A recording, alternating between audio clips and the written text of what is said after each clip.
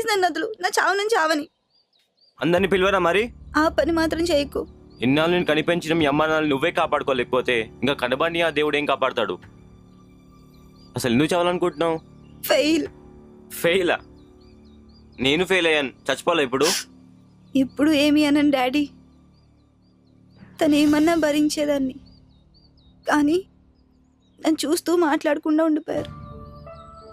అందుకే డాడీ ముందు తలెత్తుకోలేక చచ్చిపోదాం అనుకున్నా.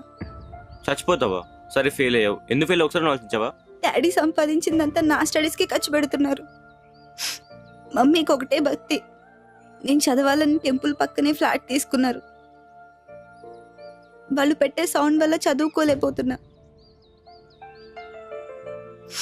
కాలేజ్లో పరిస్థితి ఏంటో నీకు తెలిసిందేగా. అందుకే మన ప్రాబ్లం మనమే సాల్వ్ చేసుకోవాలి.